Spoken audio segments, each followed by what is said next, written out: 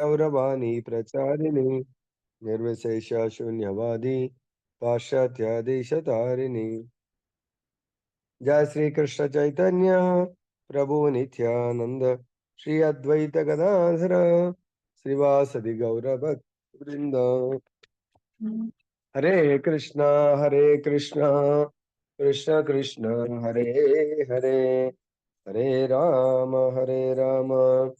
राम राम हरे हरे। जय बोलो श्री श्री राधा रमन लाल की जय, जगन्नाथ बलदेव सुभद्रा महारानी की जय, गौर नित्याय भगवान की जय, जगत गुरु श्रील प्रभुपाद की जय, जय श्रीपाद गुरु महाराज की जय, समवेत भक्त वृंद की जय। वांछा कल्पतरुभ्यश्च कृपा सिन्धुभ्यैव च पतितानां पावनेभ्यो वैष्णवेभ्यो नमो नमः। अनंत कोटि వైష్ణవ భక్త వృందకి జయ। ఈరోజు చాలా మనం అద్భుతమైనటువంటి విషయాన్ని, భగవంతుడి యొక్క పాద పద్మాలను ఎలా ఆశ్రయించాలి, ఆ ఆశ్రయించడం వల్ల మనకు ప్రయోజనం ఏంటి, దాని వెనుక భగవంతుడి యొక్క అద్భుతమైనటువంటి లీలలు ఎన్నో ఉంటాయి. ముఖ్యంగా ఈరోజు శ్రీహరి పాద పద్మ అంటే భగవంతుడి యొక్క పాద పద్మాలను ఆశ్రయించే మార్గము, దానివల్ల ప్రయోజనం. మనకు ఆచార్యులు చెప్తారు, భగవంతుడి యొక్క పాద పద్మాలను ఆశ్రయించడం అంటే మనకు జీవితంలో అందరికంటే అదృష్టవంతుడు ఎవరు అని కూడా దానికి నిర్వచనం చెప్తారు. ఎవరికైతే భగవత్ పాద పద్మాలను పొందుతారో వాళ్ళందరికంటే అదృష్టవంతుడు. దానికి ఒక శ్లోకం ఉంటుంది. ఏ శ్లోకం అది? ఇక్కడ మనం బ్రహ్మాండ భ్రమితే కోన భాగ్యవాన్ జీవ గురు కృష్ణ ప్రసాదే పాయ భక్తి లతా బీజ్. సో గుర్తుపెట్టుకోండి, ఇక్కడ మన జీవితంలో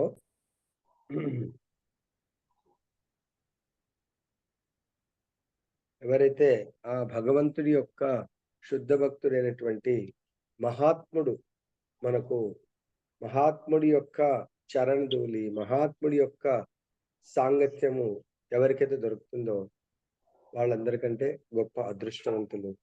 ఆ మహాత్ముల ద్వారా, మహాత్ముల యొక్క కృప ద్వారా మాత్రమే భగవత్ కృప, భగవంతుడి యొక్క చరణార విందాలు మనకు లభ్యమవుతాయి. ఎప్పుడైతే మహాత్ముల యొక్క పాదధూళి వల్ల భగవత్ సేవ మనకు దొరుకుతుంది, భగవత్ సేవ ద్వారా భగవంతుడి యొక్క పాద పద్మాల ఆశ్రయం దొరుకుతుంది. ఎవరికైతే గురు కృష్ణ కృప అంటే గురు కృప ద్వారా కృష్ణ కృప దొరుకుతుంది, ఎవరికైతే కృష్ణ కృప దొరుకుతుందో వాళ్ళు ఈవెన్ ఈ భౌతికమైనటువంటి దేహంతో కూడా వైకుంఠం కూడా వెళ్ళగలుగుతారంట. అంటే భగవత్ కృపతోనే మనము ఎనీథింగ్ కెన్ బి పాసిబుల్. దానికి మనం అంటే అక్కడ చాలా జాగ్రత్తగా ఉండాలి. మనము మహాత్ములతో అంటారు కదా, నిప్పుతో చెలగాటం. మనం ఎప్పుడు కూడా అంత ఆషామాషిగా తీసుకోవద్దు అన్నట్టు. మహాత్ములని చాలా చూస్తే వాళ్ళు కావాలనే అలా చాలా సింపుల్, అంటే దేహం పట్ల కంప్లీట్ గా వైరాగ్యం, దేహం పట్ల వాళ్ళకు ఎటువంటి ఆసక్తి ఉండదు అన్నట్టు. అర్థమైంది? అట్లా ఒక మహాసంత్ ఉంటాడంట, అద్భుతమైనటువంటి, ఎట్లయితే కర్దమ యోగి గొప్ప యోగి భక్తుడు, ఒక మహాసంత్ ఉంటాడు. భగవంతుడు ఏంటంటే ఎప్పుడు కూడా మహాత్ముల దగ్గరికి వెళ్ళి వాళ్ళ సాంగత్యం భగవంతుడు తీసుకోవాలని అహర్నిశలు కోరుకుంటూ ఉంటాడండి. అందుగురించే భగవంతుడు నారద మునితో చెప్తారు, నాహం వసామి వైకుంఠే యోగినాం హృదయ శివ మద్భక్తి ఎత్ర గాయంతి తత్ర తిష్టామి నారద. నారద, నేను నా వైకుంఠంలో ఉండను, ఎందుకంటే వైకుంఠంలో నిత్య నిరంతరము లక్ష్మీ అమ్మవారు చెప్పన్భోగ్, ప్రతి పూటకు చెప్పన్భోగ్ ఉంటుందంట. లక్ష్మీ అమ్మవారు సేవ చేస్తూ ఉంటారు. ఎంతో మంది తన యొక్క లక్ష్మి అంశాలతో కలిపి సేవ చేస్తూ ఉంటుంది. కానీ భగవంతుడికి అక్కడ ఉండాలని పెద్ద ఇష్టం ఉండదంట. తర్వాత యోగులు తపస్సు చేస్తూ ఉంటారు, పరమాత్మని ధ్యానం చేస్తూ, అక్కడ కూడా పెద్ద ఆనందం ఉండదంట. యోగి ధ్యానం చేస్తూ ఉంటే ఏదో సిద్ధులు పొందడానికి కొరకు, కానీ భగవంతుడికి అక్కడ ఆయన ధ్యానంలో ఉంటాడు, ఆయన పెద్ద భగవంతుడు శ్రవణ కీర్తన ప్రియుడు. భగవంతుడు కీర్తన ప్రియుడు. భగవంతుడు ఆ! శ్రవణ ప్రియుడు భగవంతుడు. సో, శ్రవణం చేస్తా ఉంటాడు ఎక్కువ మటుకు భగవంతుడు తన భక్తుల ద్వారా. అక్కడ దొరకదు. యోగుల దగ్గర కూడా దొరకదు. ఎవరి దగ్గర దొరుకుతుంది? తన యొక్క భక్తులు ఎవరైతే నిత్య నిరంతరం తన భజన చేస్తా ఉంటారో వాళ్ళంటే చాలా ప్రియం. సో, వాళ్ళ దగ్గరికి భగవంతుడు వెళ్ళడానికి ఇష్టపడతా ఉంటాడు. వాళ్ళు ఏది పెట్టినా కూడా అది స్వీకరించడానికి భగవంతుడు ఇష్టపడతా ఉంటాడు. ఆ విధంగా ఒకసారి ఒక సంత్ ఉంటారు. నిజంగా జరిగిన సంఘటన. ఒక మహాత్ముడు లైక్ రూప గోస్వామి, సనాతన గోస్వామి ఎప్పుడు చైతన్య మహాప్రభు ఆదేశాలను పాటిస్తూ బుక్స్ రాస్తా ఉంటారు. ఏదో జస్ట్ అక్కడ భిక్షాటన చేసి వచ్చిన దాంతో భగవంతుని భోగ అర్పించి ప్రసాదం తీసుకుంటూ ఉంటారు. ఈ భక్తుడు కూడా బాబాజీ వీళ్ళంతా కూడా సిద్ధ సంతులందరూ కూడా పుణ్య తీర్థ స్థానాల్లో ఉంటా ఉంటారు. కానీ వాళ్ళని చూస్తే సింపుల్ గా ఈయనేంది ఇలా ఉన్నాడు, మనం కూడా రేపు చార్ధాం వెళ్తున్నాము. వాళ్ళు స్పెషల్ గా అది తపోభూమి కాబట్టి ఒక లంగోటా మీద జస్ట్ ఏముండదు. సో, చిన్న లంగోటా ఉంటుంది. పైన గూడా ఏముండదు వాళ్ళు. అంత చలిలో గూడా. అటువంటి బాబాజీస్ కూడా ఉంటారు. ఆయన ఆళ్ళెప్పుడు భజన చేసుకుంటా ఉంటాడు. చాలా సింపుల్‌గా. నిత్యం ఎట్లయితే హరిదాస్ ఠాకూర్ 3,00,000 నామాలు చేస్తాడో, సో, ఆ భక్తుడు గూడా చాలా భగవంతుడి యొక్క నామజప కీర్తన చేస్తా ఉంటాడు. సో, భగవంతుడు వైకుంఠంలో రోజొచ్చి ఆ బాబాజీ యొక్క ఆ భజన వినడానికొస్తాడు. అప్పుడు లక్ష్మణ్ అంటారు, "రోజెక్కడికి వెళ్తావు స్వామి నన్నొదిలిపెట్టి?" మనం గూడా ఇంట్లోంచెళ్తే వైఫ్స్ అందరూ గూడా భార్యలు అడుగుతారు, "ఏమి ఈ మధ్య ఉండట్లేదు. కొత్తగా నువ్వు ఎప్పుడు జూసినా బయటకు వెళ్ళడానికి వెళ్ళిపోతున్నావంటే" "లే లే ఇట్లా ఇంగ కొత్త గురువు దొరికిండు. మొత్తం ఆయనతోనే జీవితం. పో ఇగ అటే పో. వాళ్ళ ఇంటికి పోలే కూడా వాళ్ళ ఆశ్రమం పో" అంటారు. అలా అని లక్ష్మి అలా అయితే అనలేదు గానీ, "ఎక్కడ వెళ్తున్నావంటే" ఒక మహాభక్తుడున్నాడు. ఆయన యొక్క భజన వింటుంటే నాకసలు అక్కడే వైకుంఠం ఉంది అనిపిస్తుంది. అయితే నేను గూడా వస్తాను. లేదు ఆయన ఆయన చాలా సన్యాసి ఆయన. మాతాజీలతో చాలా దూరంగా ఉంటాడు. చాలా అంటే విచిత్రమైన సన్యాసి. ఎప్పుడు ఆయన మూడ్ ఎట్లుంటదో తెలీదు. సో, మరి అవన్నిటిని కూడా భావించాడు. ఉన్నట్టుండి టక్కన తిట్టేస్తాడు. ఆయన అర్థం చేసుకోలేము. ఆయన డిఫరెంట్ మెంటాలిటీ ఆయన. కానీ గొప్ప సంత్ ఆయన. గొప్ప భావభక్తుడాయన. సో, లేలే పర్వాలేదు. నేను మరి నువ్వొక్కడివి సాంగత్యం ఎట్ట తీసుకుంటావు నాకు గూడా గావాలంటే. లక్ష్మీ అమ్మవారు గూడా వస్తారని. సో, నేను గూడా వస్తా అంటే, అప్పుడు ఆయన నిజంగానే కోపం. "ఎందుకొచ్చినావు నువ్వు? ఇక్కడ మాతయ్య స్థానం లేదు. ఉన్నయి మొత్తం ఒంటి మీద ఏం బట్టలుండవు. జస్ట్ ఒక లంగోటా. సో, ఇక్కడ ఉండొద్దు" అది ఇది అని జెప్పి చాలా బెదిరిస్తాడు. "లేదు స్వామి మీ యొక్క కృష్ణుడు అంటే విష్ణువు ఇంట్రొడ్యూస్ చేస్తాడు. లక్ష్మి సాక్షాత్ లక్ష్మి వచ్చిందంటే, సో, లక్ష్మికి ఇక్కడేం పనుంది? వైకుంఠంలో ఉండాలి. నా దగ్గర ఏం పనుంది? నా దగ్గర ఏమున్నదని" జెప్పేసి. లక్ష్మి అంటే నాకేం అవసరమే లేదుగా. లక్ష్మి అవసరం నాకుంటే గదా! లక్ష్మిని నేను ఆహ్వానించలేదు. ఎందుకొచ్చా? లేదు స్వామి. మీ యొక్క భజన వినడానికొచ్చింది. ఆమె గూడా అదే ఇష్టపడుతదన్నట్టు. చాలా మంది వాళ్ళ భోగాల కొరకు లక్ష్మిని కోరుకొని లక్ష్మి సేవ జేస్తది గాబట్టి, వాళ్ళ దగ్గరికి వెళ్ళడానికి ఇష్టం ఉండకున్నా సేవ జేశారు గాబట్టి ఎళ్తుంది. ఇక్కడ లక్ష్మినే వద్దంటున్నాయి. నాకెందుకు నాతో ఏం పనుంది? నీ పని ఇక్కడేమన్నుందా? ఏం లేదు. సింపుల్ ఒక చెట్టు కింద ఏదో భజన జేసుకుంటా కూర్చుంటాను. అది చాలా నచ్చుతుంది. అట్లా ఇంకా భగవంతుడు, లక్ష్మి రోజు రావడం ప్రారంభిస్తారు. రోజు ఆయన దగ్గర కూర్చొని భజన వింటా ఉంటారు. చాలా ఆనందంగా ఉంటుందన్నట్టు. అప్పుడు భగవంతుడు చెప్తాడు, లేదు చాలా జాగ్రత్తగుండాలా. ఇటువంటి మహా సంతులతో మరి మనం చాలా తృణాదపి సునిచేన తరోరపి సహిష్ణున అమానినా మానదేన కీర్తనీయ సదా హరి చాలా ఆ! ఎందుకంటే గడ్డి పొరకకున్నటువంటి వినయ విధేయతలతో ఉండాలా. చెట్టుకున్నటువంటి ఓర్పుతో ఉండాలా. అమానినా మానదేన. సో, మానవులు చాలా జాగ్రత్తగుండాలా. మన రెస్పెక్ట్ కోరుకోకూడదు. నేను లక్ష్మిని అన్నామంటే ఇక ఆయన ముందు మనం నథింగ్. ఆయన యొక్క భజన వినడానికి మనం వస్తున్నాం అని జెప్పేసి అంటాడు. పర్వాలేదని. అలా కొన్ని రోజులయిన తర్వాత ఆమెకు చాలా ఆనందం అనిపిస్తుంది. అప్పుడంటుంది, "ఈ బాబాజీకి సేవ జేయాలనిపిస్తుంది ప్రభు. సో, మన వైకుంఠం పిలుస్తా" లేదు చాలా జాగ్రత్త వైకుంఠం లేదు అని జెప్పేసి ఆ బాబాజీకి ఆహ్వానిస్తుంది. "బాబాజీ మీరు మా ఇంటికి దయచేసి రండి. సో, మిమ్మల్ని సేవించాలనుకుంటున్నాము" అంటే, లేదు నేనెలా రాగలుగుతాను మీ వైకుంఠము? అక్కడ ఈ శరీరం వదిలేసిన తర్వాతనే గదా రావాలా వైకుంఠము. నేనెలా రాగలుగుతాను? అప్పుడు భగవంతుడు పర్లేదు. మా గరుడుని పంపిస్తాను. గరుడు మీద రండి. సరే అని జెప్పేసి ఓకే అంటాడు. లక్ష్మి పిలవనైతే పిలిచావు. చాలా కేర్‌ఫుల్‌గా ఉండాలంటాడు. లేదు స్వామి. అంత మంచి మహాభక్తుడు మన ఇంట్ల చూడండి వైకుంఠంలో లక్ష్మే తన గృహానికి మహాభక్తులను ఆహ్వానించాలా అని జెప్పేసి కోరుకుంటుందంటే ఆలోచించండి. మహాసంతులు, శుద్ధ భక్తుల యొక్క గ్రేట్‌నెస్ ఏంటని. అంత గొప్పతనం ఉంటది కదా! వాళ్ళతోని చాలా జాగ్రత్తగా ఉండాలి. వాళ్ళు ఏది కోరితే అంటే శరణాగతి. ఇక్కడేముందిరా శ్రీహరి పాద పద్మాల యొక్క ఆశ్రయం. తర్వాత దాని ప్రయోజనం. ఆయన కంప్లీట్‌గా భగవంతుడికి శరణాగతి అయిపోయాడు. మరి అటువంటి భక్తుడిని ఇతరులు అర్థం చేసుకోవడం వాళ్ళ మూడ్‌ని అర్థం చేసుకోవడం అనేది చాలా కష్టం. దానికి తగ్గట్టుగా మనం ఉండాలి. కానీ లక్ష్మి ఆయనకు భజన అది ఇది నచ్చి సో, వైకుంఠం పిలుద్దామని పిలిచింది. అక్కడ వైకుంఠం వచ్చాడు. వైకుంఠం వస్తే మనం గూడా అందరూ అరే! గురువుగారొచ్చారు, భక్తులొచ్చారని జెప్పేసి అన్నీ మంచి మంచి వెరైటీస్ వండుతారు తప్పులేదు. భగవంతుడికి భోగ పెట్టి నైవేద్యం పెడదామని. అట్లనే లక్ష్మి చెప్పన్ భోగ్ వైకుంఠంలో రోజు చెప్పన్ భోగ్ నడుస్తా ఉంటది. చెప్పన్ భోగ్ వండి ఆయనకు మంచిగా ప్రసాదం వడ్డిస్తా ఉంటే అప్పుడాయన అంటాడు, "లేదు లేదు ఇవన్నీ ఎందుకు వండినవు? ఇవెవరు తింటారు? నేను తిన ఇవి. ఎందుకంటే నేనొక సన్యాసిని. కంప్లీట్ భౌతిక జీవితాన్ని వదిలేసినటువంటి సన్యాసిని. అందులో ఇవన్నీ అసలు నేను ఎన్నో రోజులు సంవత్సరాలయిపోయింది ఇవి తినకుండా. ఇవి నేను తినను. అందులో ఒక స్త్రీ చేత వండినటువంటిది అసలే తినను. అరే! అదేంటి స్వామి ఇలా చేస్తున్నారు ఎంతో ప్రేమతోని. లేదు లేదు నేను నేను తినను ఇవన్నీ. నేనేదో రోజు అక్కడ పళ్ళు, ఫలాలు, కందమూలాలు తీసుకొని నువ్వేదో రమ్మంటే వచ్చాను గానీ, ఇవన్నీ నాకెందుకు ఇవి నేను తిన అంటాడు.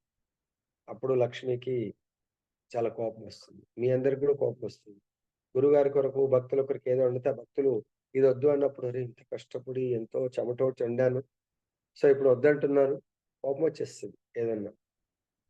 సో, అప్పుడు లక్ష్మికి కూడా చాలా కోపమొస్తది. అరే! ఇంత ప్రేమతోని వండితే ఇవన్నీ ఎవరు తింటారు? ఎవరు అది చాలా కోపం చేసేసాడాయన. అంటే లీల. భగవంతుడి యొక్క అద్భుతమైన లీల మనం అర్థం చేసుకోలేము. అప్పుడు ఆమంటది, నువ్వు నన్ను అవమానపరిచావు నువ్వు." అంటే ఆల్రెడీ చైతన్య మహాప్రభు ఏం చెప్పాడు? భక్తులతో ఏ విధంగా డీల్ చేయాలన్నారు? అమానిన మానదేవ. సో, ఆల్రెడీ విష్ణువు చెప్పాడు భగవంతుడు. చాలా జాగ్రత్తగా ఉండాల భక్తులతో. అక్కడ నేను లక్ష్మి, నేను విష్ణువు అంటే ఖతం. ఢమాలమన్నట్టే. మనం అక్కడ వాళ్ళ సేవకుల్లాగా ఉండాలి. యజమానిలాగా ఉన్నామంటే అయిపోయినట్టే మనకి. సో, కాబట్టి అప్పుడు లక్ష్మికి కోపమొచ్చి, "నీకు శాపం ఇస్తాను నేను.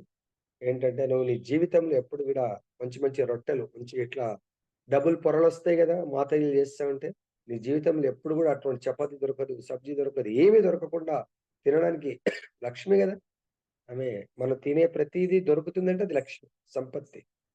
అంటాడు, "ఆహాహా! ఎంత అద్భుతమైన వరమిచ్చావు." ఆమె శాపమంటే నా రూపంలో వరమంట.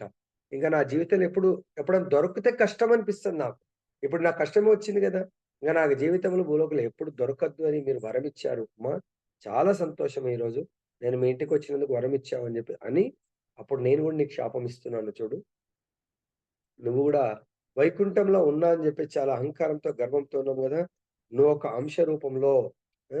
ఒక శబరి, ఒక తక్కువ జాతికి సంబంధించినటువంటి దాంట్లో జన్మెత్తి, నీకిక్కడ నారాయణుడితో ఉన్నా అని అహంకారం ఉంది గదా! నువ్వు ఇదే సాధువు పట్ల ఏ అహంకారంతో శాపమిచ్చావో, ఇటువంటి సాధువులనే కొన్ని వేల సంవత్సరాలు వాళ్ళ యొక్క ఊడిగం, వాళ్ళ ఇంట్లో, వాళ్ళ యొక్క ఆశ్రమంలో చీపిరి బట్టి జాడు పని చేసే కొన్ని వేల సంవత్సరాలు చేసి, అప్పుడు గూడా నువ్వు ఇదే భగవంతుడి గురించి తప్పించినప్పుడు, మళ్ళీ భగవంతుడు దొరుకుతాడు. అప్పటి వరకు నీకు దొరకడు.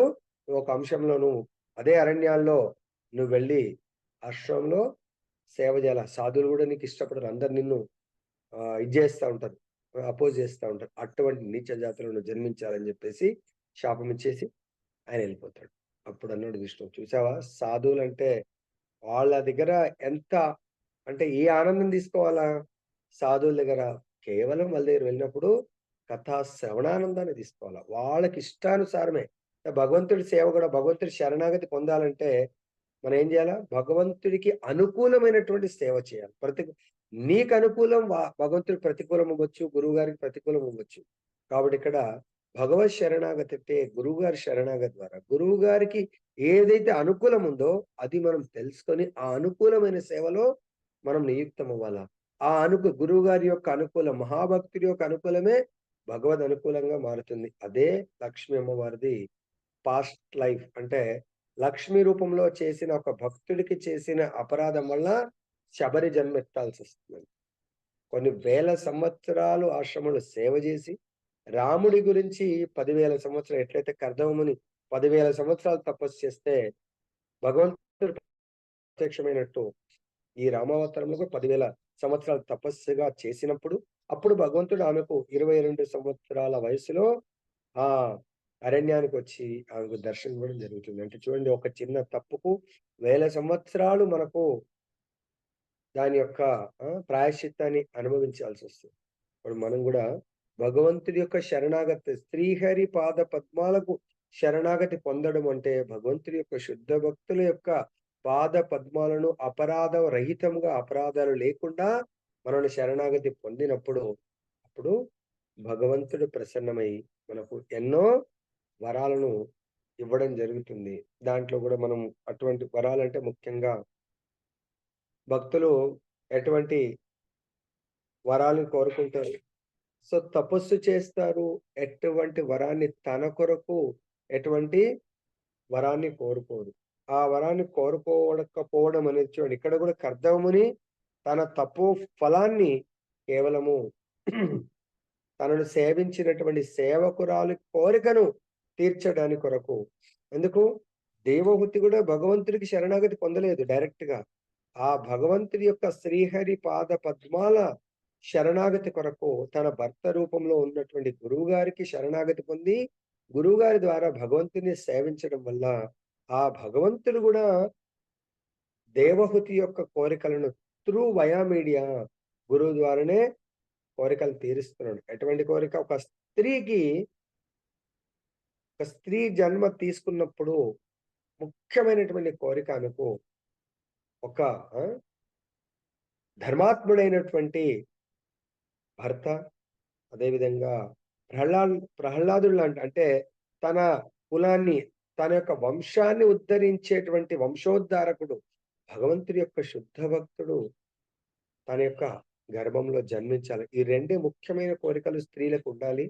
సో, దానితో ఆమె జన్మ ధన్యమైపోతుంది. ఆ 2 మొదటిది ఫుల్ హైఫై ఫ్యామిలీలో, చక్రవర్తి సమ్రాట్ ఫ్యామిలీలో అన్ని భోగాలను అనుభవించింది. కానీ వాటితో ఫెడప్ అయిపోయి తాను సన్యాసినిలాగా, ఒక సన్యాసి, యోగి, మహాభక్తుడు, చాలా సింపుల్ లివింగ్ అటువంటి ఆ! ధర్మాత్ముని భర్తగా పొందింది. దేని కొరకు? సాక్షాత్ భగవంతుడినే తన గర్భంలో ఆ గర్వానికి ఆహ్వానించడానికి. ఓకే. ఇప్పుడు చూద్దాం మరి.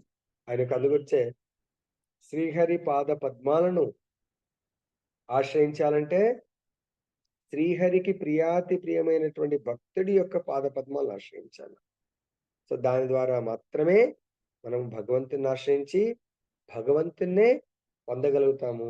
భగవంతుడే మనల్ని ఆశీర్వదించడానికి వైకుంఠం నుంచి ఇందాక ఆ మహాభక్తుడి యొక్క లీలలో మనం చర్చించినట్టుగా రావడం జరుగుతుంది. ఓకే.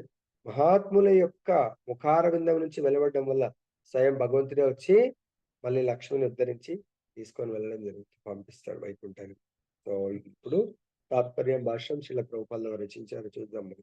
వాళ్ళ యొక్క మహిమలు అటువంటి భగవత్ పాద పద్మాలను ఆశ్రయించినటువంటి భక్తులకు భౌతికంగా కూడా ఎటువంటి వసతులు భగవంతుడు ఏర్పాటు చేస్తున్నాడు. ఆ విమాన సౌధములందు అతడు మేరు పర్వతపు విహార యోగ్యములకు లోయల్లో ప్రయాణించెను. కామోద్దీపితము కావించు చల్లని మృదువైన సుగంధ వాయువులతో ఆ లోయలు బహు సుందరముగా ఉండెను. సాధారణంగా కుబేరుడు ఆ ప్రాంతములందు సుందరాంగనలచే పరివృత్తుడై సిద్ధగణము స్తుతించుండ భోగించుచుండెను. కర్దముడు సైతము సౌందర్యవతులగు దేవాంగనలచే భార్యచే పరివృత్తుడై అతడి కేగి చిరకాలం భోగించెను. సో, అక్కడ అంటే భార్యాభర్తలు.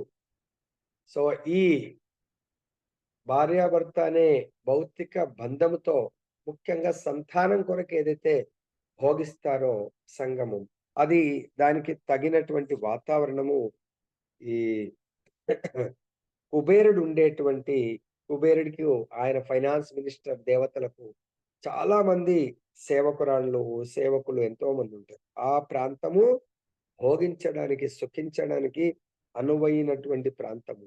సో, కాబట్టి అక్కడ భగవంతుడి ఇచ్చ ప్రకారమే కర్దముని దేవహూతితో ఇక్కడ భోగించడానికి, విహరించడానికి రావడం జరిగింది. భగవద్ ఇచ్చ లేకుండా, కోరిక లేకుండా మన ఇచ్ఛానుసారం మన దేహము కొరకు భోగించడానికి ఎవరైతే విచ్చలవిడిగా ఎటువంటి మర్యాదలు పాటించకుండా చేస్తారో వాళ్ళకి పనిష్మెంట్ కూడా దొరుకుతుంది. ఆ పనిష్మెంట్‌లో మన భాగం ఏంటి? కుబేరుడి యొక్క ఇద్దరు సంతానం. ఎవరాళ్ళు? కుబేరుడి యొక్క ఇద్దరు కొడుకులు. వాళ్ళు కూడా భోగమే మరి. ఇక్కడ కర్దమముని తన దేవహుతితో అక్కడ భోగించడానికొస్తాడు. కానీ వాళ్ళు విచ్చలవిడిగా ఆ! నగ్నంగా ఆ సరస్సులలో స్నానమాడుతా ఉంటారు. ఆ సమయంలో నారద మునీంద్రుల వారు ప్రయాణం చేస్తా ఉంటే, ఆ కన్యలు అట్‌లీస్ట్ వాళ్ళు ఆ లజ్జతో ఆ శరీరాన్ని కప్పుకుంటే, వీళ్ళు ఆ కాన్షియస్‌లో గూడా లేరు. అప్పుడు నారద మునీంద్రుల వారు శపిస్తాడు. మీరు ఇంత ఘోరమైనటువంటి అంత గొప్ప పదవిలో ఉన్నటువంటి కుబేరుడి సంతానం అని చెప్పుకోవడానికే సిగ్గుగా ఉంది. కాబట్టి మీరింకా ఆయన సంతానంగా అర్హత ఇంక పొందలేకపోయారు. కాబట్టి మీరు కొంత ట్రైనింగ్ అవ్వాలా. అంటే మీరింకా మానవ జన్మ దేవతల జన్మకు మరి పుణ్యకర్మతో ప్రమోట్ అయ్యారు. కానీ మీ వాసన మాత్రం ఉంది. ఏ వాసన ఉంది? నగ్నము అనేది చెట్ల యొక్క వాసన. అంటే లాస్ట్ లైఫ్ మీకు కొంచెం చెట్ల వాసన అంటే కొంతమంది ఇష్టపడతా ఉంటారు. ఆ వాసన పోలేదు గాబట్టి, ఇంకా కొంతకాలం మీరు అక్కడే ఆ కోరిక తీరలేదు మీకు. కాబట్టి మీరు చెట్లుగా 2 పెద్ద వృక్షాలుగా జన్మ తీసుకోండి అంట. ఆత్మ అదే శరీరం జస్ట్ వదిలేసి వృక్షాలు. సో, మరప్పుడు వాళ్ళ తప్పు తె తెలుసుకొని నారద మునీంద్రుల వారి పాద పద్మాలను ఆశ్రయిసి, ప్రభూ మా యొక్క అపరాధాన్ని మన్నించండి, క్షమించండి, దయచేసి ప్రాయశ్చిత్తాన్ని చెప్పండి. అంటే ఒకసారి నేను చెప్పినా అంటే ఇక దానికి తిరుగుండదు. ఎలా అయితే ఇందాక మహాత్ముడు లక్ష్మిని లక్ష్మి మహాత్ముని శపిస్తే, మహాత్ముడు లక్ష్మిని కూడా శపించారు. అఫ్‌కోర్స్ అదైతే భగవత్ లీల. భగవత్ సంకల్పం. ఎందుకంటే శబరిని ఉద్ధరించాలి. అక్కడ గూడా ఎంతోమంది సాధు సంతులకు ఇటువంటి లెసన్ వాళ్ళు గూడా కొంతమంది సాధు సంతులు శబరి అనే శూద్రురాలుగా భావించి ఆమె పట్ల ఈర్ష్య, అసూయతో ఉంటారు. అని స్వయం లక్ష్మి ఆ అవతారం ఎత్తినప్పుడు లక్ష్మిని వాళ్ళు హేట్ చేస్తా ఉంటే, ఆ నీళ్ళని సరస్సంతా కూడా ఎలా అయిపోతుంది? వాడడానికి యోగ్యము లేకుండా పోతుంది. అప్పుడు వాళ్ళు తెలుసుకొని శబరి చూడ్డానికి నేను ఈ కథామృతం సాధువుల ద్వారా వింటే పాస్ట్ లైఫ్. ఎప్పుడు అందు గురించే మనం సాధు సంతుల ద్వారా శ్రవణం చేస్తా ఉంటే, ఏదో ఒక లీల మన చెవిలో పడితే దానివల్ల మనకు తెలియదు. మనకు తెలియకుండా లోపల మలినం ఆల్రెడీ నామం వల్ల క్లీన్ అవుతది. కథామృతం వల్ల మనకు భగవంతుడి పట్ల, భగవద్ధామం పట్ల, భగవత్ సేవ పట్ల, భక్తుల యొక్క సాంగత్యం పట్ల ఆకర్షణ కలుగుతుందంట. అది మెయిన్ ఇంపార్టెంట్. ఏ భక్తుడి దగ్గర విన్నారు ఎవరు కానీ నిత్యం వినండి. నేనేమంటానంటే నా క్లాస్ ఏం పెద్ద కాదు. నేనేదో నార్మల్ లాగా చెప్తా ఉంటాను. ఇంకా మహాభక్తులు చాలా మందున్నారు. If you likes you go and here. కానీ నిత్యం ఉండాల. నిత్యం భాగవత సేవయాం. నిత్యం భాగవత సేవ చేయడం వల్ల ఏమవుతది? మన లోపల ఏమవుతది? అభద్రత నిత్యం నష్టప్రాయేషు అభద్రేషు. మన లోపల ఉన్నటువంటి అభద్రతలంటే మలినాలు. అంటే మనకు భగవంతుడి నుంచి దూరం చేస్తున్నటువంటి ఏవైతే కారకాలుంటాయో అవన్నీ గూడా తొలగిపోతాయన్నట్టు మన లోపల. ఇటువంటి కథా శ్రవణం జేయడం వల్ల. సో, కాబట్టి ఇక్కడ నారద మునిలో శపించడము, మళ్ళీ వెళ్లి ఆయన పాద పద్మాలను ఆశ్రయించి, స్వామి మాకు దాని యొక్క ప్రాయశ్చిత్తం చెప్పండి అంటే, మీకు ద్వాపర యుగంలో సాక్షాత్ కృష్ణ భగవానుడు రావడం కృష్ణం వందే జగద్గురు. ఆ భగవంతుడు విశ్వ సృష్టికి హ్మ్, జగద్గురు. మళ్ళీ ఆ భగవంతుడు స్వయం భగవంతుడు. సాక్షాత్ కృష్ణ భగవానుడే కృష్ణస్తు భగవాన్ స్వయం. ఆ భగవంతుడే బాల్య లీల మీకు గోకుల్‌లో చేయబోతున్నాడు, నందిగామలో చేయబోతున్నాడు, బృందావనంలో చేయబోతున్నాడు. ఆ లీలలో భాగంగా మీకు ఉద్ధరణ జరుగుతుంది. ఆ లీల ఎప్పటికి ఎంతోమంది ఆ లీలను స్మరిస్తా ఉంటారు. వెళ్ళండి అంటే. కాకపోతే దానికి వేల సంవత్సరాలు ఎలా అయితే శబరిమాత వేల సంవత్సరాలు వెయిట్ చేసిందో ప్రతిదానికి గుర్తుపెట్టుకోండి. ఇన్‌స్టంట్ మనకన్నీ యూట్యూబ్‌లో వస్తా ఉంటాయి. ఇన్‌స్టంట్. ఇన్‌స్టంట్ అన్నీ ఫలితం గూడా ఇన్‌స్టంటే ఉంటుంది. కాబట్టి లాంగ్ లైఫ్ ఏదైతే మనం తపస్సు చేస్తామో దాని యొక్క ఫలితం గూడా లాంగ్ లైఫ్. ఆచార్యులు అందు గురించే మనకు సాధన, తపస్సు దాని గురించే చేయమని చెప్తారు. ఈ శరీరం తపస్సు చేయడానికి ఇవ్వడం జరిగింది.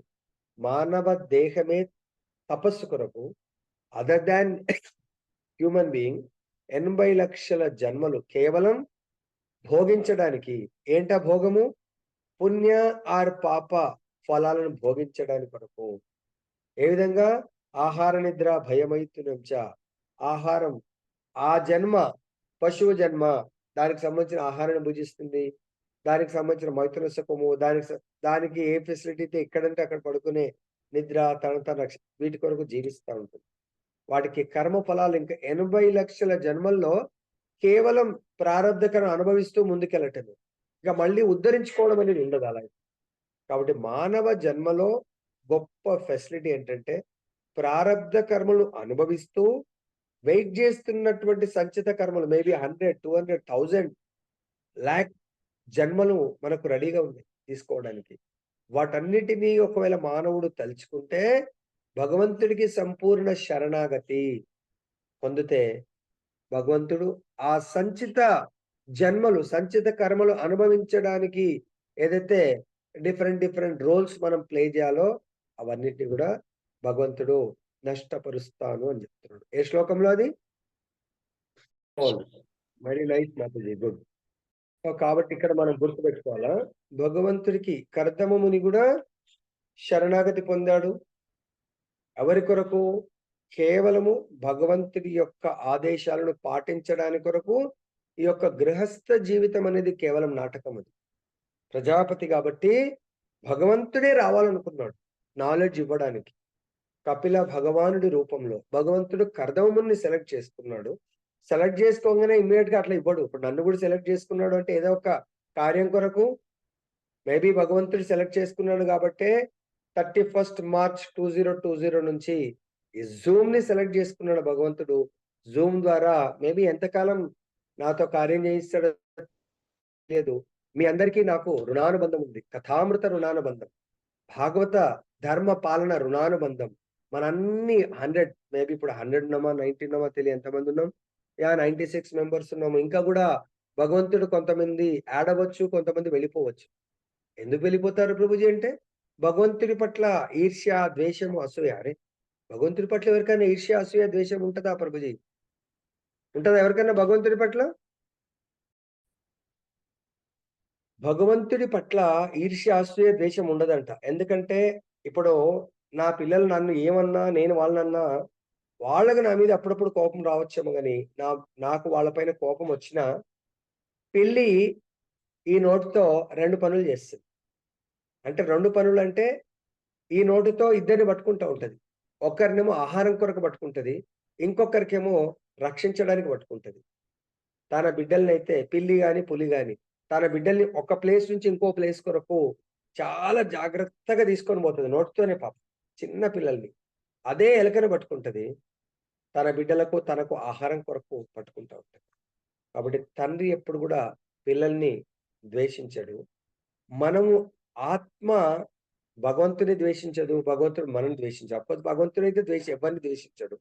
కానీ ఈ శరీరము ద్వేషిస్తదండి. ఎవరిని? భగవంతుని ద్వేషిస్తది.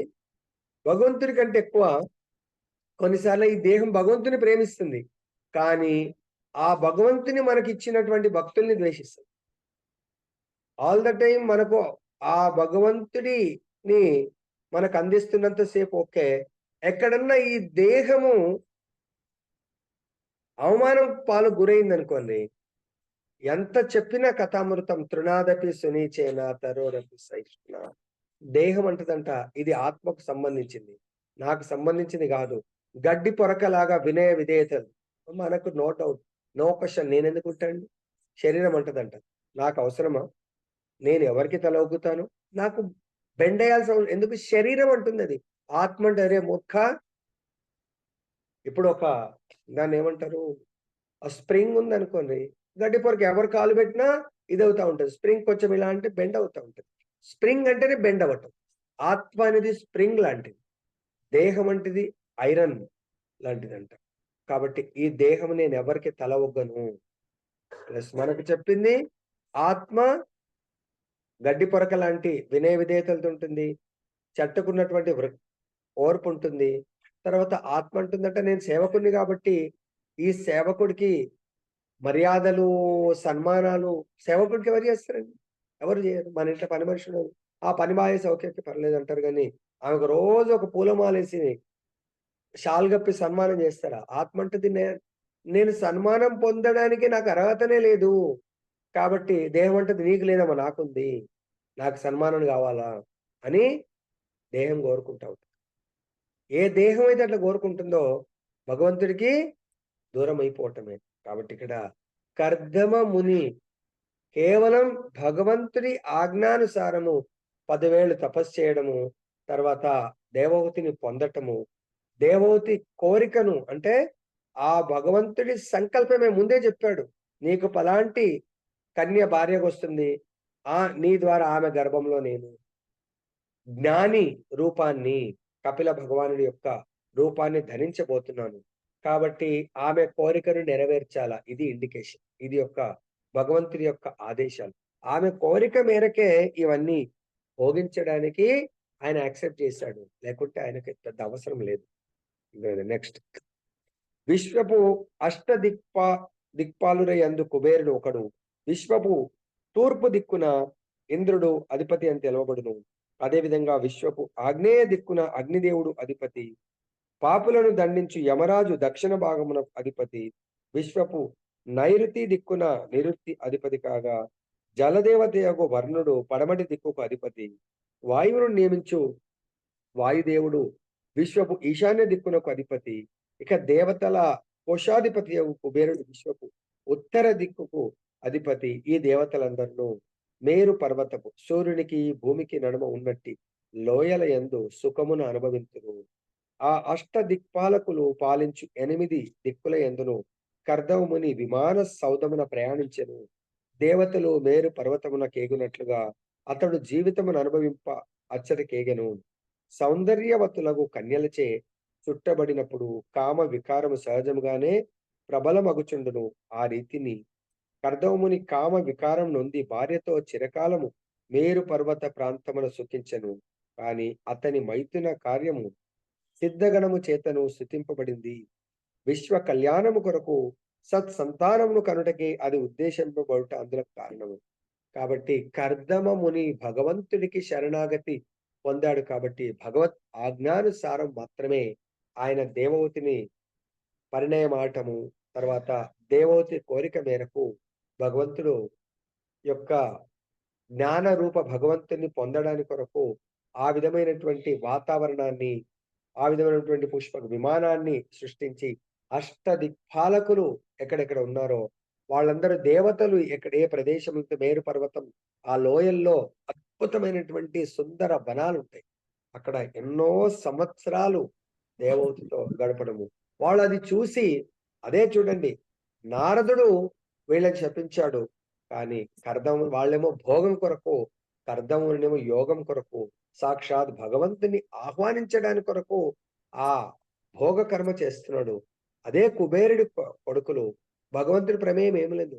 వాళ్ళ యొక్క దేహ సుఖాలు భోగము కొరకు వాళ్ళు చేయడం జరుగుతా ఉంది. ఇక్కడ మనం కూడా అందువచ్చే భగవంతుడి కొరకు చేస్తున్నటువంటి ఏదైతే భోగ ప్రవృత్తి స్తుతించదగ్గది. మన కొరకు చేస్తున్న మన భోగం కొరకు చేస్తుంది నిందనీయమైంది. నిందనీయమైంది, వందనీయము. నిందనీయము, వందనీయము 2 కూడా ఈ విధంగా ఆచార్యులు చెప్పడం జరుగుతా ఉంది. ఈ నిందనీయము, వందనీయం అంటే మనకు రామాయణంలో వస్తుంది. రామాయణంలో ప్రతి ఒక్కరు గూడా కైకేయి మాత యొక్క కోరికను నిందనీయ దృష్టితో చూస్తారు. నిందిస్తా ఉంటారు. కానీ రాముడు మాత్రం తన హృదయంలో ఎప్పుడు గూడా సదా కైకేయికి వందనాలు అర్పిస్తా ఉంటాడు. ఈరోజు నా కైకేయి, నా తల్లి నా యొక్క సంకల్పం నేను చేయదలిసినటువంటి దివ్య కార్యం కొరకు ఆమె జీవితమంతా గూడా నిందలను మోస్తా ఉంది. భక్తులెప్పుడు గూడా భగవత్ ప్రీత్యర్థం ఆమెకు కూడా తెలుసు. ఆమె హృదయంలో 0.01 అసలు భగవంతుడి పట్ల ద్వేషం అనేదే లేదు. కానీ అది భగవత్ సంకల్పం గాబట్టి ఆ సరస్వతి మాత ద్వారా ఆమె బుద్ధి ఆ క్షణాన భ్రష్టు బట్టి ఆ కోరిక కోరడము.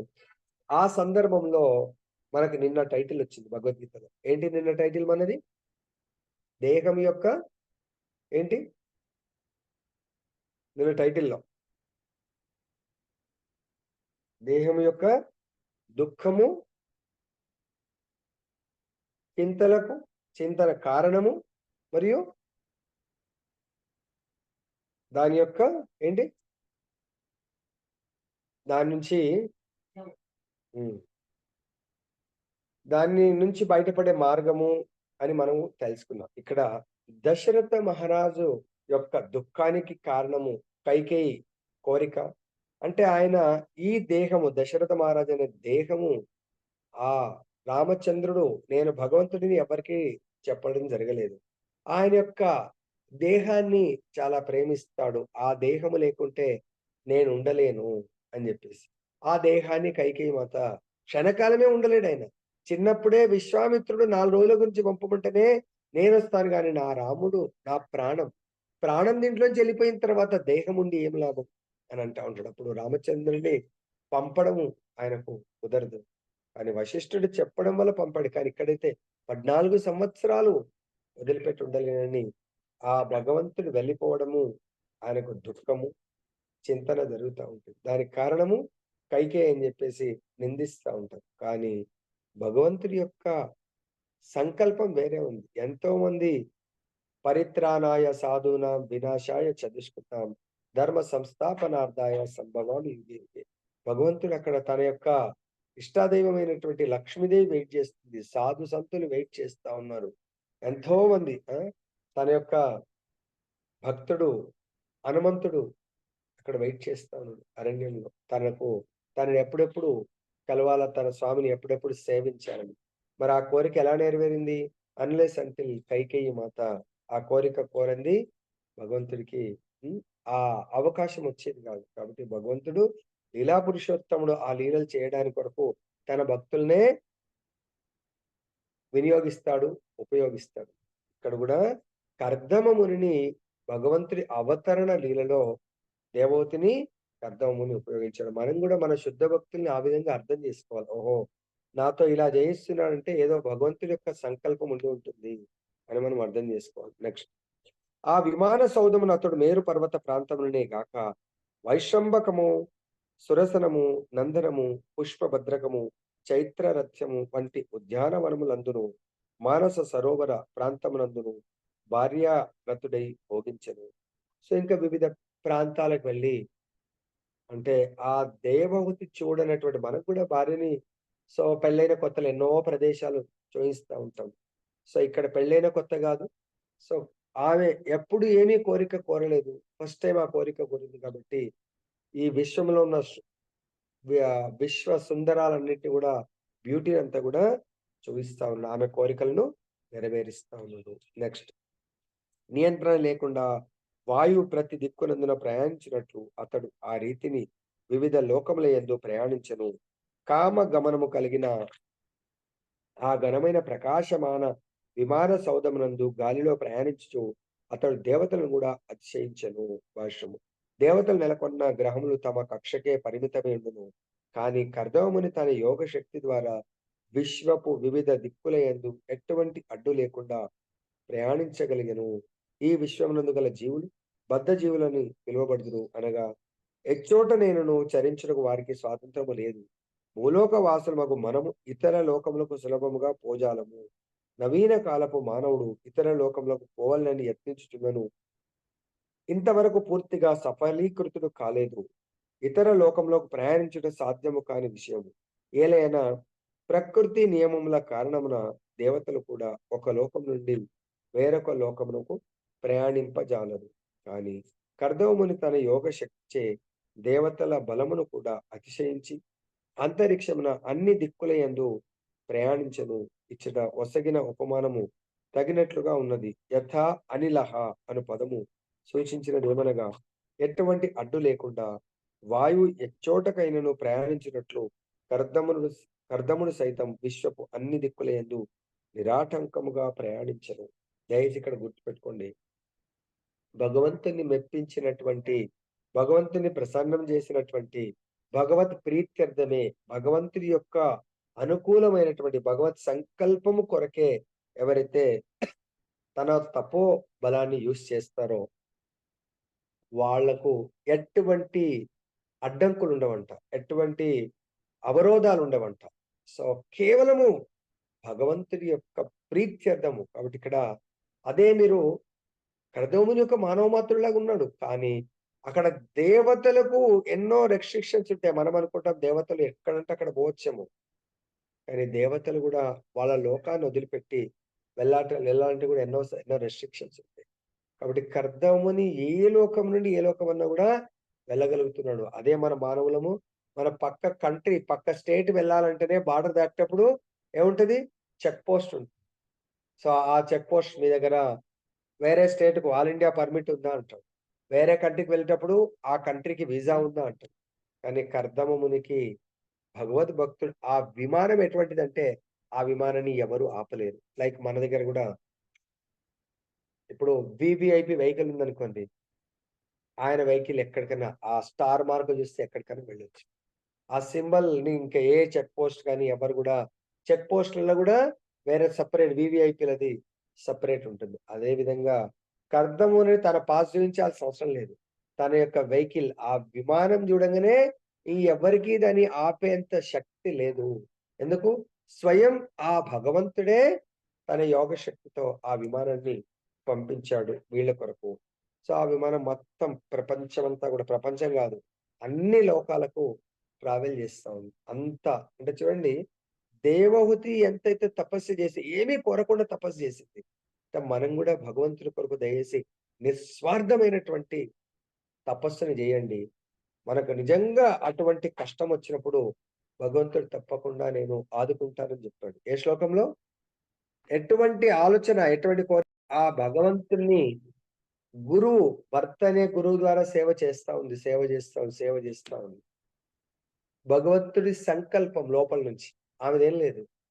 ఆ భగవంతుడి సంకల్పం సమయం ఆసన్నమైంది. నేను రావాల్సిన పీరియడ్ వచ్చేసింది అని ఆమెకు ఆ తన భర్తను కోరింది. ఇంపాసిబుల్ కోరిక మామూలుగా. ఆ కోరికను భర్తకు అడిగడంలో భర్త ఆ భగవంతుడి యొక్క కృప వల్ల ఇంత అద్భుతమైనటువంటి ప్రయాణం చేసే వెహికల్‌ని మొత్తం ఏర్పాట్లన్నీ గూడా చేయగలిగాడు. కానీ సేవ చేసేప్పుడు మాత్రం అనన్యాస్ చింతయంతో మాం ఏ జన పర్యుపాసతే తేషాం నిత్యాభియుక్తానాం యోగక్షేమం వహామ్యహం. మన యోగక్షేమాలు భగవంతుడు చూస్తాడు. నిత్యము నిరంతరం భగవంతుని సేవించడం కాదనట్లేదు. కానీ మనకు కొన్ని క్లిష్ట పరిస్థితుల్లో గూడా మనం భయపడవలసిన అవసరం లేదు అనేది ఆ శ్లోకం. ఆమె ఏమున్నది? ఒక స్త్రీకి కావాల్సింది చాలా మంది పాపం మీరు నెట్‌లో కొట్టి చూస్తే ఎంతో మందికి ఎంత జేసినా గూడా వాళ్ళకు పిల్లలు అవ్వట్లేదు. కానీ ఆ భగవంతుడి యొక్క కృప ఉంటే మాత్రం డాక్టర్లు ఇంపాసిబుల్ అన్న వాళ్ళకి గూడా పాసిబుల్ అయ్యే ఛాన్స్ ఉంటది. అది గూడా ఎవరి ద్వారా? గురువు గారి యొక్క కృప వల్ల. ఇంతకుముందు గూడా జెప్పాను నేను. ఎన్నో రోజులైంది పెళ్ళై. సంతానం కలగలేదు. కానీ గుర్తుపెట్టుకోండి. సంతానం అన్నప్పుడే మన ప్రారబ్ధ కర్మ.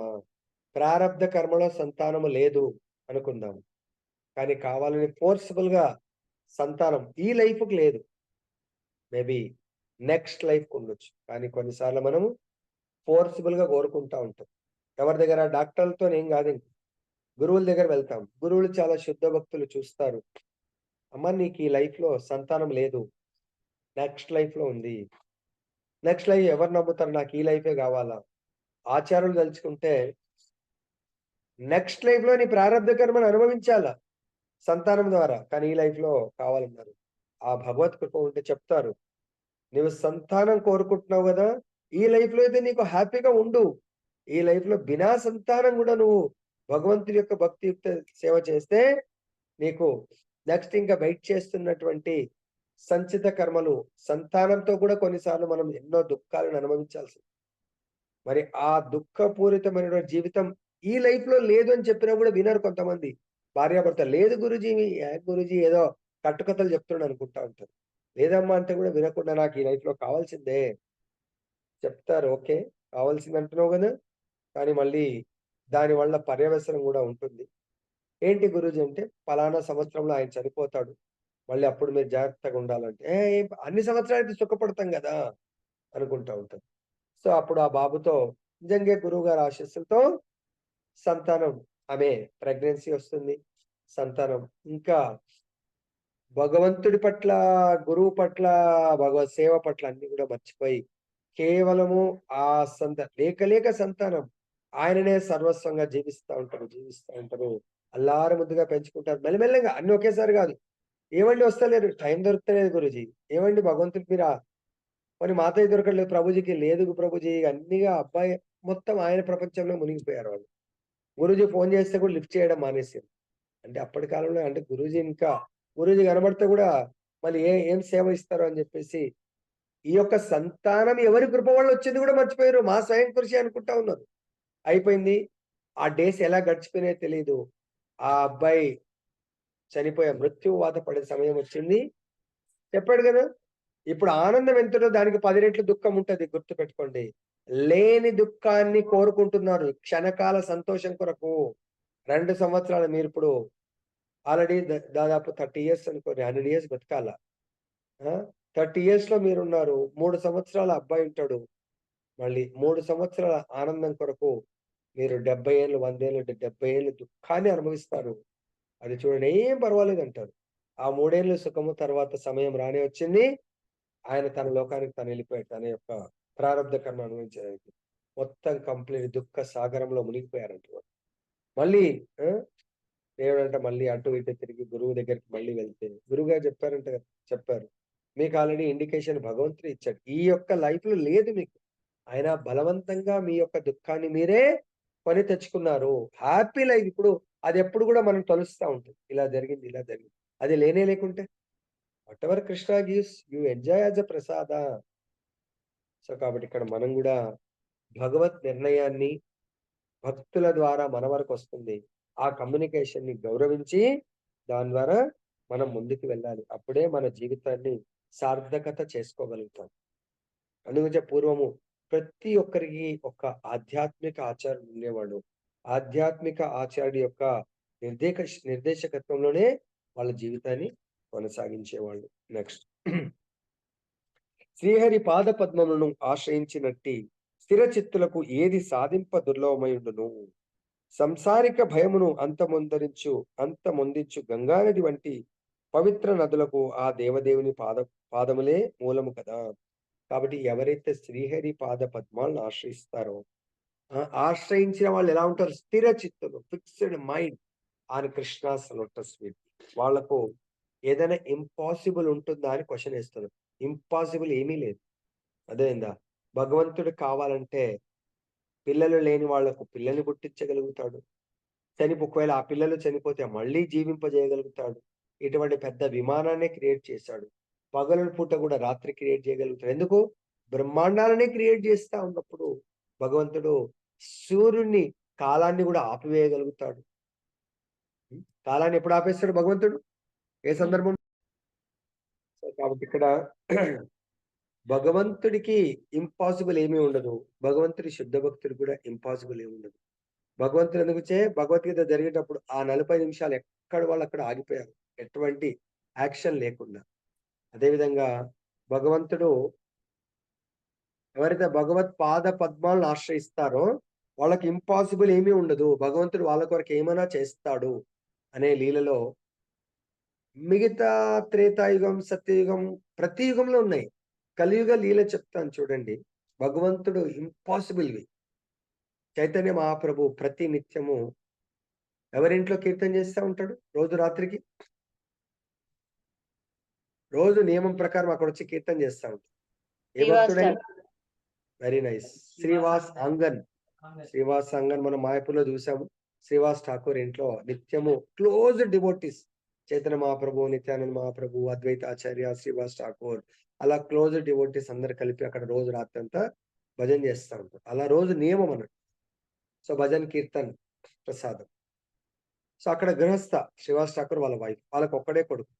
ఒకరోజు వాళ్ళ కొడుకు వీళ్ళు లోపట డాన్స్ చేస్తా ఉంటారు.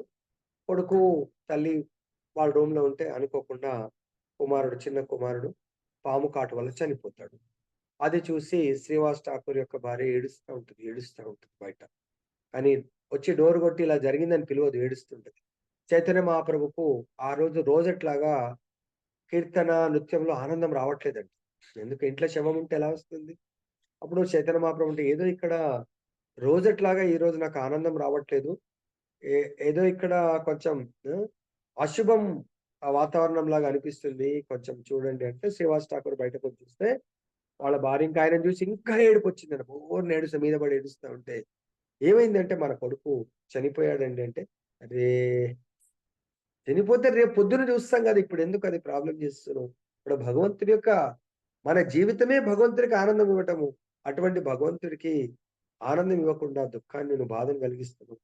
కొద్దిసేపు నీ ఏడుపు ఆపు అని చెప్పేసి అంటాడు. చూడండి, కొడుకు చనిపోతే తల్లి యొక్క ఆ! ఈ యొక్క నవమాసాలు మోసి కన్న గర్భం ఎలా ఉంటుంది? దుఃఖ సాగరం మునుగుతుంది. No doubt. కానీ ఆపేయమంటే, సరే అని జెప్పేసి భర్త చెప్పాడు. లోపలికి వెళ్ళి మళ్ళీ ఏడుస్తుంది. "చేతనమా మళ్ళీ కొద్దిసేపయిన లేదు లేదు ఇక్కడ ఏదో జరుగుతుంది. శ్రీవాస్ ఏమైంది?" అంటే, "ఏం కాలే మహాప్రభు లెట్ అస్ కంటిన్యూ" అంటాడు. కానీ పరమాత్మ భగవంతుడికి తెలీదా? ఈయన యొక్క భావాన్ని టెస్ట్ చేయడానికి.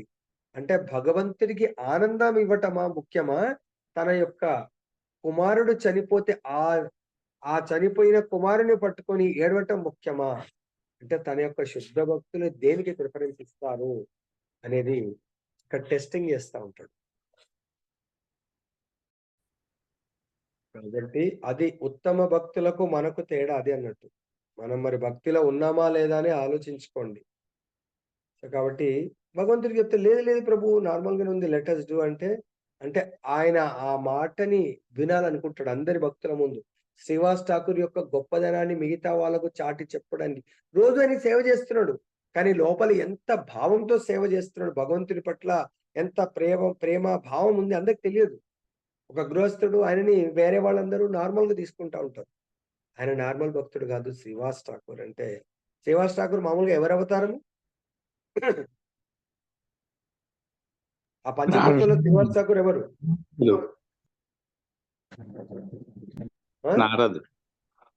నారదుడు. నారదుడి యొక్క భక్తి ఎంత గొప్పది చాటి చెప్పడానికి కొరకు అప్పుడు ఆయనతో అడుగుతాడు. లేదు లేదంటే మళ్ళీ కీర్తన చేస్తారు. మళ్ళీ భావం రాదు అందరికి. అప్పుడు బయటకొచ్చి చూస్తే తన యొక్క కుమారుడు చనిపోయాడు. భార్య ఏడుస్తా ఉంది. వీడు బయటకొచ్చి చూస్తే ఇంకా రోదిస్తుంది. అఫ్‌కోర్స్ తల్లికైతే ఉంటది హృదయం.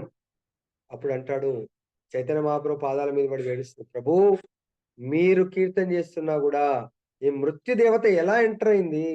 నా కుమారుడిని ఎలా తీసుకొనెళ్ళిపోయింది?" అని ప్రశ్నిస్తుంది. అప్పుడంటాడు భగవంతుడు, "ఆయనకు నీకు" అంటే ఇంకక్కడ గీత బోధించడం గాదు. సో, ఆమె అన్నప్పుడు, "ఇప్పుడేం కావాలి తల్లి? మేమందరం నీ సంతానమే గదా!" అంటే చాలా పెద్దవాడన్నట్టు. ఎంత బయట వాళ్ళని జూసుకున్నా తన గర్భంలోంచి వచ్చినటువంటి సంతానం పట్ల ఎక్కువ మనకు ఆసక్తి ఉంటుంది. మిగతా వాళ్ళని ఎంత భావించమన్నా భావించలేం. ఇప్పుడేం గావాలమ్మా నీకు అంటే, ఒక తల్లికి తన సంతానం కంటే ఇంకెక్కువ ఎవరుంటారు? భర్త, సంతానం. అటప్పుడు సరే, పిలువు నీ సంతానాన్ని అంటాడు. ఆ బాబు పేరుతో పిలిస్తే, ఒక్కసారి శరీరం వదిలేసిన తర్వాత, నిజంగా ఆత్మ 10, 11 రోజులు అక్కడే ఉన్నా మళ్ళీ ఎంటర్ అయినా కూడా లాభం ఉంది. అసలు ఈ శరీరంతో బంధమే తెగిపోతుంది. అక్కడ ఉండదు. అప్పుడు ఆ శరీరంలోకి వచ్చిన తర్వాత, ఆ శరీరం తొడుక్కున్నారు. కానీ శరీరంతో ఉన్నటువంటి భవబంధాలన్నిటిని మర్చిపోయాడు. ఏం గుర్తుపట్టట్లేదు. ఎవరమ్మా మీరు అంటే, అరె! నేను నీ యొక్క తల్లిని గుర్తుపట్టట్లేదు. నేను హాయిగా వేరే లోకంలో ఆల్రెడీ ఎంటర్ అవ్వబోతుంటే నన్నెందుకమ్మా పిలిచావు నువ్వు? నాదయిపోయింది ఇక్కడ. ఇక్కడ ఎవరు నాకు నా సంబంధీకులు లేరు. అంటే నెక్స్ట్ లైఫ్‌కి ఆయన ప్రయాణమై దాని పట్ల ముందుకెళ్తా ఉంది. నా సంబంధికులు ఎవరు లేరు. మనం గూడా ఎప్పుడో ఒక 10 ఏళ్ల కింద ట్రావెల్‌లో వెళ్తున్నప్పుడు ఏదో ఫోను నంబర్ తీసుకుంటా ఉంటాము. ఆళ్ళు అనుకోకుండా ఎప్పుడైనా కాల్ చేస్తే, "ఎవరండి మీరు?" అంటే పేరు మనం ఫీడ్ చేసుకోలేదు. వాళ్ళు చేసుకున్నారు. ఫోను చేస్తా ఉంటే, "నేను పలానా ఎవరు? నేనేం గుర్తుపట్టట్లేదే." అరే! పలానా జర్నీలో మనము ఓ 10 నిమిషాల జర్నీలో అనుకోకుండా ఆళ్ళ నంబర్ తీసుకున్నారు. మనకు గుర్తు కూడా రావట్లేదు. అది అన్నట్టు పరిస్థితి. కొద్ది సమయం జర్నీలో ఇక్కడ వీళ్ళు వచ్చేసి ఎళ్ళిపోయిండు. కొద్ది లీల అది. కొద్ది సమయం. నాకు గుర్తు రావట్లేదమ్మా మీరెవరు అన్నారు. అప్పుడు అర్థమైంది. చూసావమ్మా నీ కొడుకే గదా! గుర్తుపట్టట్లేదు. అప్పుడు అన్నదంట, ప్రభు ఇంకా నాకు అవసరం లేదు అని జెప్పేసి. అప్పుడు ఆయనకు చెప్తాడు భగవంతుడు వెళ్ళిపో అని. కాబట్టి మనతో పాటు మన సంతానంలాగా వచ్చే ఆత్మలు నిజంగా మనతో ఉండడానికి రారండి. మనం గూడా ఎవరైనా భార్యాభర్త ఎవరైనా మన ఇండివిడ్యుయల్‌గా మళ్ళీ మన సంబంధం అంతా ఆ దేవదేవుడితో. అందుగురించి ఇక్కడ శ్రీహరి పాద పద్మములను ఆశ్రయించినట్టి స్థిరచిత్తులకు ఏది సాధింప దుర్లభము. ఇప్పుడు భగవంతుడు ఇస్తాడు మళ్ళీ. కానీ ఆ సంతానము, ఈ రిలేషన్స్ అన్నీ గూడా పర్మనెంట్ కావు మనం. ఈ దేహముతోనే. తర్వాత సంసారిక భయమును అంతమొందించు గంగానది వంటి పవిత్ర నదులకు ఆ దేవదేవుని పాదములే మూలం కదా!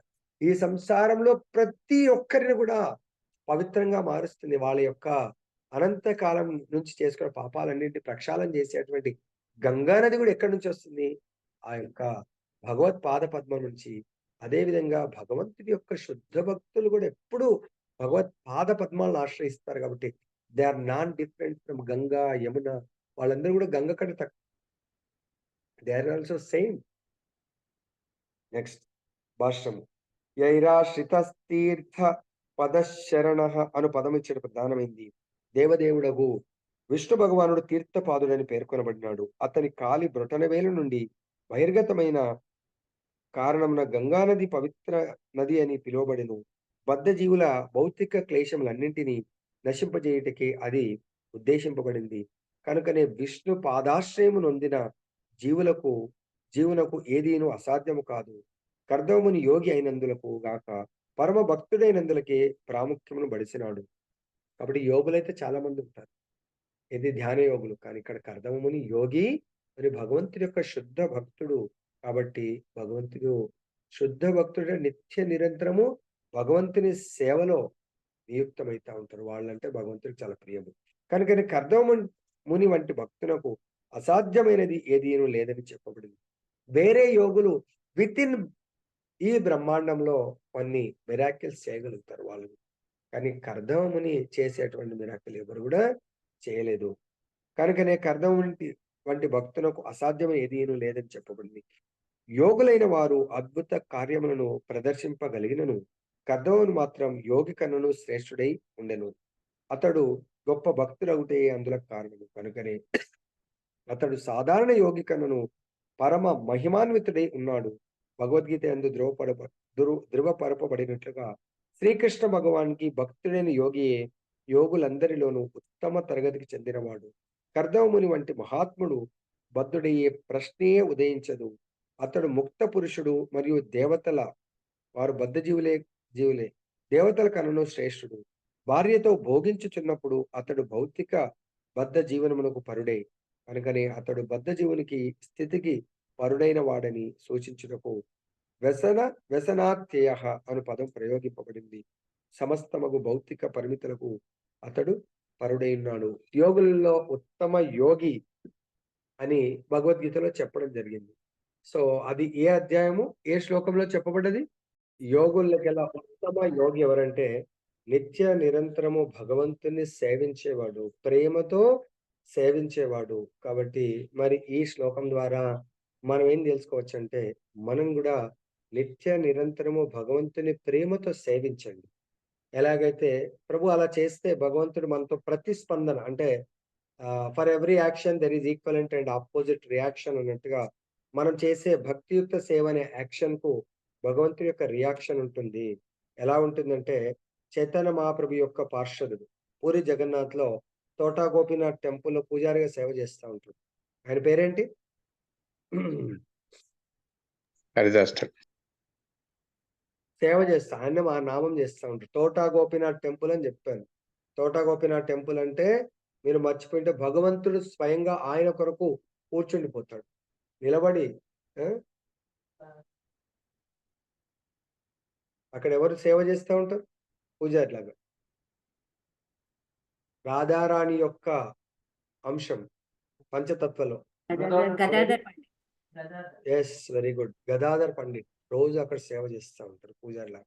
చాలా ఓల్డ్ ఏజ్ అయిపోతాడు. చాలా డీటీ పెద్దగా ఉంటది.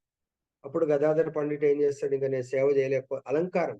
భగవంతుడు అలంకార ప్రియుడు. భగవంతుడు గోపీనాథ్ అలంకార ప్రియుడు. మంచి మాలలు వేయాల. పొద్దున కూడా నామామృతంలో వచ్చింది మనకు. భగవంతుడి యొక్క అలంకారం అంటే ఎవరైనా దర్శనార్థి అట్టట్ట 2 పూలు పెట్టేసి ప్రభుజీ మా అలంకారం చూసుకోండి కాదు. ఓకే. మాతయ్యలు పాపం ఉన్న పూలు పెడుతున్నారు. కానీ అట్లే వారానికి ఒక్కసారన్నా దాన్నేమంటారు ఏకాదశి రోజు అభిషేకం ఆ రోజన్నా మరి పర్టిక్యులర్‌గా ఆలోచించి అలంకార ప్రియుడికి అలంకారం చేయండి. అలా తోటా గోపీనాథ్ టెంపుల్‌లో భగవంతుడు చాలా అలంకారం చేస్తా ఉంటాడు.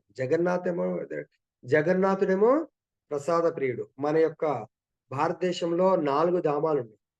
ఏంటా 4 దేశాలు? ఇదే మనం వెళ్ళే చార్ధామం మినీ చార్ధాం అంటారు. So, original Chardham, big Chardham, పెద్ద చార్ధాంని ఏమంటారు? భారతదేశం మొత్తం బడా చార్ధాం ప్రభుజీ. బడా చార్ధాం.